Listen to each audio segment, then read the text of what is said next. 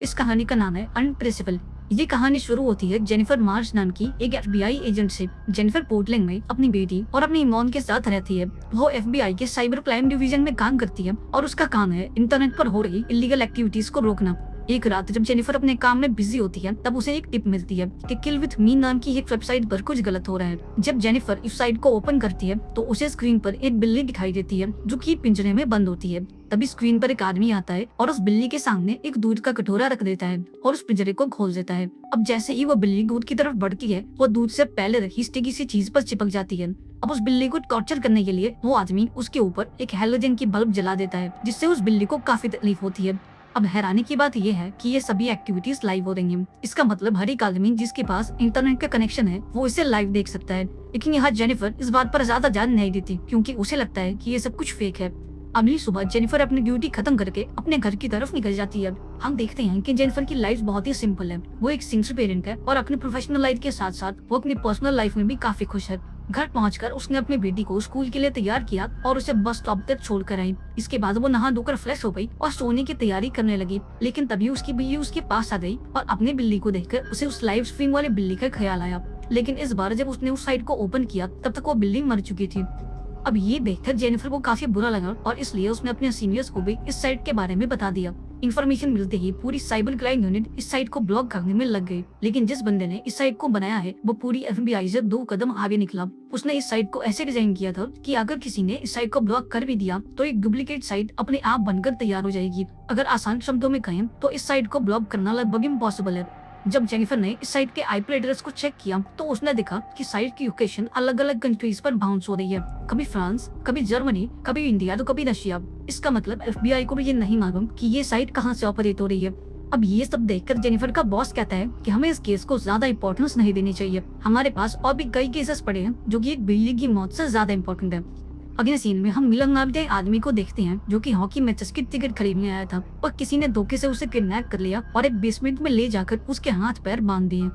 अगले दिन जब जेनिफर ने उस साइट को विजिट किया तो उसने देखा कि अब इस साइट पर एक बिल्ली की जगह एक इंसान ने ले ली थी। ये इंसान कोई और नहीं बल्कि मिलर था जिसे कल रात किसी ने किडनैप कर लिया। जेनिफर फौरन अपने ऑफिस में आती है और अपनी पूरी टीम को इस बारे में बताती है। वो सभी को बताती है कि इस आदमी को कोएबिलिएंट नाम का ड्रग दिया जा रहा है। इस ड्रग का इस्तेमाल किसी भी बीमारी को ठीक करने के लिए किया जाता है और अगर बॉडी में इसकी क्वांटिटी ज्यादा हो जाए तो ये खून को पतला कर देगा और खून के लगातार बहने से इंसान की मौत हो जाएगी। वो आदमी जो इस साइट को ऑपरेट कर रहा था उसने इस ड्रग को मिलर की बॉडी से ऐसे कनेक्ट किया था कि जैसे जैसे साइट का ट्रैफिक बढ़ेगा वैसे वैसे मिलर की बॉडी में ड्रग की क्वांटिटी भी बढ़ती जाएगी। अब उस बिल्ली वाली लाइव स्ट्रीम के बाद ये साइट काफी पॉपुलर हो गई थी और इसके यूजर्स लगातार बढ़ते जा रहे थे और देखते ही देखते व्यूअर्स इतने बढ़ गए कि ड्रग ओवरडोज और खून के लगातार बहने से मिलर की मौत हो गई। मिलर की मौत के बाद उस साइट पर एक नोटिफिकेशन आई जिसमें उस साइको ने लिखा था कि आप सभी के सपोर्ट के लिए थैंक यू, लेकिन अभी बहुत कुछ होना बाकी है। अगले सीन में हम विलियम नाम के एक आदमी को देखते हैं। विलियम एक टीवी रिपोर्टर है और फिलहाल वो एक लड़के के घर आया है। दरअसल विलियम को एंटीक चीजें कलेक्ट करने का शौक है और इस लड़के ने उसे ईमेल किया था कि इसके पास एंटीक चीजों का एक बहुत बड़ा कलेक्शन है और वो इसे बेचना चाहता है। अब विलियम को एंटीक चीजें पसंद थी इसलिए वो इस लड़के के घर आ गया। लेकिन जैसे ही विलियम घर के बेसमेंट के पास आता है ये लड़का उसे इलेक्ट्रिक शॉक देकर बेहोश कर देता है। इसके बाद ये लड़का विलियम के पैरों के पास ढेर सारे सीमेंट गिराने लगता है ताकि उसके पैर सीमेंट में जम जाएं और वो अपनी जगह से हिल भी ना पाए। इधर दूसरी तरफ हम देखते हैं कि आज जेनिफर की बेटी का बर्थडे है और इस पार्टी में जेनिफर के साथ साथ उसके कॉलीग्स भी मौजूद हैं। लेकिन तभी इन्हें ये बात पता लगती है कि किल विथ मी वेबसाइट पर अब एक नए बंदे की लाइव स्ट्रीमिंग हो रही है। वो सभी फॉरेन हेडक्वार्टर्स पहुंचते हैं और यहाँ आकर वो देखते हैं कि वेबसाइट पर विलियम नाम के एक आदमी को टॉर्चर किया जा रहा है। उसकी आधी बॉडी सीमेंट के ब्लॉक में जम चुकी है और उसके चारों तरफ हैलोजन की बल्ब जल रही हैं। इस लाइव स्ट्रीम को भी ऐसे प्रोग्राम किया गया था कि जैसे जैसे साइट का ट्रैफिक बढ़ेगा वैसे वैसे बल्ब्स की संख्या भी बढ़ती जाएगी और एक टाइम पर यहाँ का टेम्परेचर इतना बढ़ जाएगा कि विलियम गर्मी से जलकर मारा जाएगा। अब ये सब देखकर जेनिफर का बॉस कहता है कि हमें जल्द से जल्द एक प्रेस कॉन्फ्रेंस बुलानी होगी और लोगों को इस वेबसाइट को विजिट करने से रोकना होगा। लेकिन यहाँ जेनिफर को ये डर था कि कहीं प्रेस कॉन्फ्रेंस करने से इस साइट की पॉपुलैरिटी और न बढ़ जाए। इसके बाद रिचर्ड यानी कि जेनिफर के बॉस ने एक प्रेस कॉन्फ्रेंस की और सभी से इस साइट को विजिट ना करने की रिक्वेस्ट की। लेकिन ये जालिम दुनिया, विलियम को मरता देख लोगों को काफी मजे आ रहे थे और हाल ये था कि प्रेस कॉन्फ्रेंस के खत्म होते ही वेबसाइट के ट्रैफिक दुगना हो गया। इधर बढ़ती गर्मी के कारण विलियम के मुंह का कपड़ा खुल गया और वो कुछ बोलने की कोशिश करने लगा। अब इस लाइव स्ट्रीम पर विलियम की आवाज तो नहीं आ रही थी, लेकिन एफबीआई की टीम ने उसकी एक्स को रीड कर लिया। दरअसल विलियम सभी को वो एड्रेस बता रहा था जहाँ वो इस लड़के से कुछ एंटीक्स खरीदने गया था, और वो एड्रेस था 8808 न्यूबेरी। एड्रेस के मिलते ही एफबीआई की टीम उस घर तक पहुंच गई और उसकी तलाशी लेने लगी, पर ना तो उन्हें विलियम मिला और ना ही वो साइको किलर। लेकिन एफबीआई की टीम को यहाँ एक लैपटॉप मिला जिसमें रिचर्ड की प्रेस कॉन्फ्रेंस चल रही थी, जिसमें वो सभी से इस साइट को विजिट ना करने की रिक्वेस्ट कर रहा था। इसका मतलब वो साइको यहाँ मौजूद था, पर पुलिस के पहुंचने से पहले वो 9-11 हो गया। जब इन्वेस्टिगेशन आगे बढ़ी तो ये खुलासा हुआ कि वो घर जिसे उस किलर ने इस्तेमाल किया था वो एक बूढ़े आदमी का है जो कि साउथ कोरिया में रहता है। इसका मतलब एफबीआई को इस घर से भी कोई सबूत नहीं मिलने वाले, लेकिन इनके पास अभी भी वो लैपटॉप है जिसे उस किलर ने यूज किया था, और शायद ये लैपटॉप इन्हें उस किलर तक पहुंचाते। यहाँ जेनिफर का साथी ऑफिसर जिसका नाम ग्रिफिन है, वो सभी को बताता है कि ये लैपटॉप किसी किलबर्न नाम की आदमी का है जो कि अब मर चुका है। किलबर्न 5 अलग अलग वेबसाइट्स पर डिस्टर्बिंग वीडियोस को अपलोड किया करता था, जैसे कि suicidal clips, model videos, accidents और भी बहुत कुछ। जांच के दौरान एफबीआई को ये बात पता लगी कि किल विथ मी वेबसाइट पर जब पहली लाइव स्ट्रीम हुई थी वो इसी लैपटॉप से की गई थी।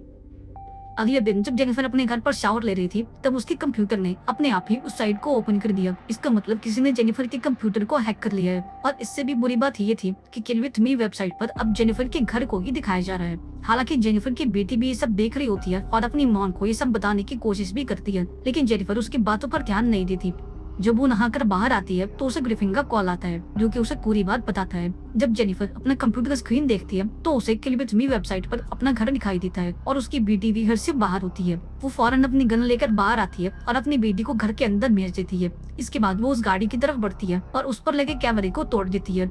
अब एफबीआई की बाकी टीम्स भी जेनिफर के घर पहुंच जाती हैं, और जब वो इस गाड़ी के डिब्बी को खोलते हैं तो उसमें उन्हें विलियम की लाश मिलती है। लेकिन यहाँ सबसे बड़ा सवाल ये था कि उस किलर ने जेनिफर के कंप्यूटर को हैक किया तो किया कैसे। दरअसल उस किलर ने जेनिफर की बेटी के बर्थडे कल उसे एक कंप्यूटर गेम भेजी थी जो कि असल में एक तरह का वायरस था, और जब उसकी बेटी ने उस गेम को कंप्यूटर में इंस्टॉल किया तो उसकी सारी इन्फॉर्मेशन किलर तक पहुंच गई। अभी ये बातें चली रही होती हैं कि तभी जेनिफर को उसके साथी ऑफिसर ग्रिफिन का कॉल आता है। ग्रिफिन उससे कहता है कि मुझे इस केस से जुड़ी कुछ अहम बातें पता लगी हैं, तुम जल्द से जल्द ऑफिस पहुंचो, मैं भी ऑफिस आकर तुम्हें पूरी बात बताता हूँ। अब जैसे ही ग्रिफिन फोन को कट करता है उसके फोन पर एक और कॉल आती है जो कि किसी लड़की की होती है। दरअसल ग्रिफिन ऑनलाइन कई लड़कियों से बातें करता है और ये भी उन लड़कियों में से एक थी। लड़की ग्रिफिन से कहती है कि मैं तुमसे मिलना चाहती हूँ, और ये सुनकर ग्रिफिन भी खुश हो जाता है।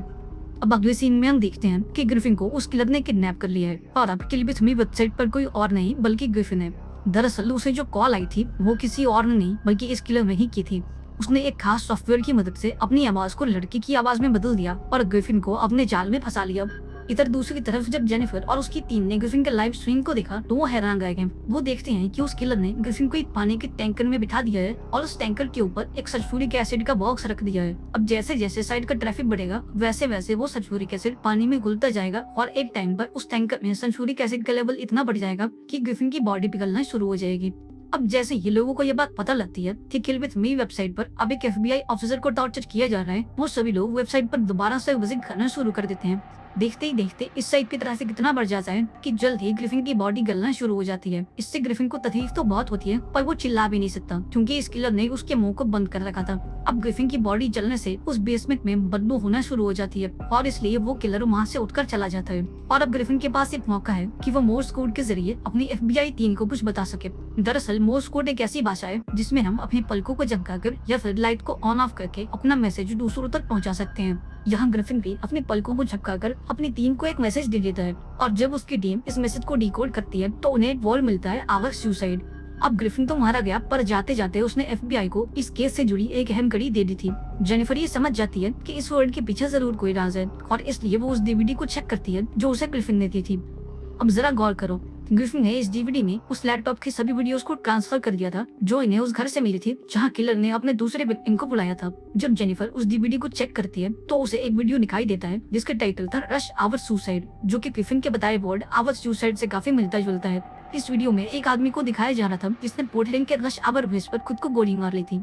यहाँ जेनिफर के साथ उसका साथी ऑफिसर एरिक भी होता है जो कि जेनिफर से कहता है कि मैं कुछ दिन पहले ही इस ब्रिज पर गया था क्योंकि जिस बिल्ली को साइट पर सबसे पहले मारा गया था उसका मालिक इसी ब्रिज के पास रहता है। अब एरिक की ये बात सुनकर जेनिफर पूरा केस समझ जाती है। वो फौरन अपने ऑफिस में आती है और सभी को इस केस के बारे में बताने लगती है। वो बताती है कि आज से कुछ महीनों पहले पोर्टलैंड के रश आवर ब्रिज पर एक आदमी ने खुद को गोली मारी थी। उस आदमी का नाम था जेम्स राइली, जो कि एक कॉलेज में केमिस्ट्री का प्रोफेसर था। वो अपनी बीवी की मौत से काफी दुखी था और इसलिए उसने अपने आप को गोली मार ली। जब उसने खुद को गोली मारी तो एक न्यूज हेलीकॉप्टर ने इस पूरे वाक्य को फिल्मा लिया और उस वीडियो को अलग अलग न्यूज चैनल्स को भेज दिया। अब जिस पायलट ने ये काम किया था वो कोई और नहीं बल्कि मिलर था, जिसे इस किलर ने साइट पर सबसे पहले मारा था।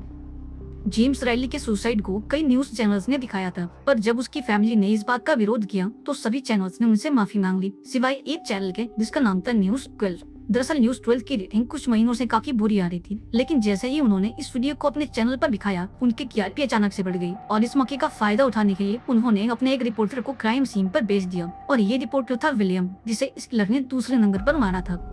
अब जब न्यूज 12 ने अपने चैनल पर इस सुसाइड का वीडियो दिखाया तो किलबर्न, यानी कि वो आदमी जिसका ये लैपटॉप है जो इंटरनेट पर डिस्टर्बिंग वीडियोस को पोस्ट करता है, उसने इस सुसाइड वीडियो को भी रिकॉर्ड कर लिया और उसे 5 अलग अलग वेबसाइट्स पर अपलोड कर दिया।